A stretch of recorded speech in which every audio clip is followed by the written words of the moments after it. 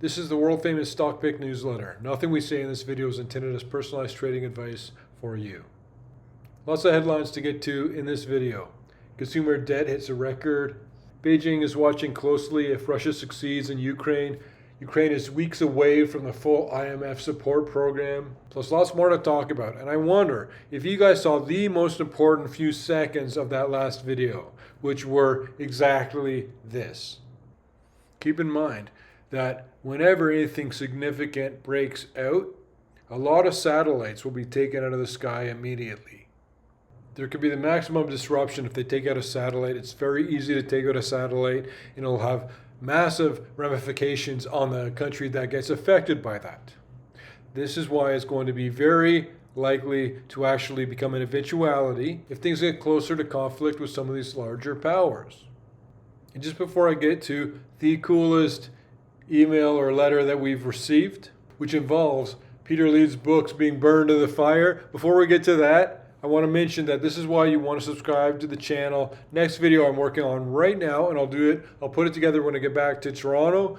I'm doing a redux of the 4 horsemen of the financial apocalypse, and I've totally updated it and changed everything about it. So make sure to subscribe so you get this video right when it comes out. It'll be the next video. All these countries have the capability of knocking satellites out of the air. And what is that going to mean? You're instantly going to be losing internet. How is that going to affect you in the first hour, in the first day, in the first week? Consumer debt hits record 16.9 trillion as delinquencies also rise. And I've been harping on this for quite some time. If you've been around, you guys know it. Delinquencies will increase. It's beginning now. The effects of the interest rate increases are going to be having their negative impact now. You're going to start to see more and more delinquencies, just as we're going to start to see more bankruptcies, more defaults. This is all a package thing. It's all going to come down together. Consumer debt across all categories totaled $16.9 trillion, up about $1.3 trillion from a year ago as balances rose across all major categories. Mortgages, auto loans, and credit card delinquencies all increased. That's just another example of what I've been telling you has been coming for a while, and now it's here. That's why ages ago I kept telling you, just wait, just wait. All these things take time to play out, but they're likely to play out exactly as I'm telling you. Beijing is watching closely if Russia succeeds in Ukraine, NATO says. Of course they are. They have been from day one.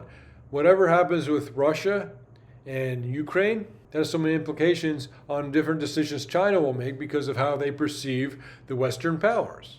Beijing is watching closely what's going on in Ukraine, and if Putin wins there, of course, that will impact their decisions on how to behave in Asia. Stoltenberg told CNBC's Hadley Gamble. The Ukraine is weeks away from full IMF support program, says fund chief. It goes like this. Whenever countries intermingle financially, they become a lot stronger together militarily. There's never been a war against a country with a McDonald's in it against America yet, unless you count Russia right now. But before Ukraine gets rolled into NATO, there's another step before that where the IMF is going to absorb the Ukraine. And if Ukraine was a NATO country right now, we would already be in a de facto full-scale war with Russia at this moment. Check out this email we received, one of the most unique emails I've ever gotten. I was out burning some papers and I was looking into the fire. What did I see but Peter's face?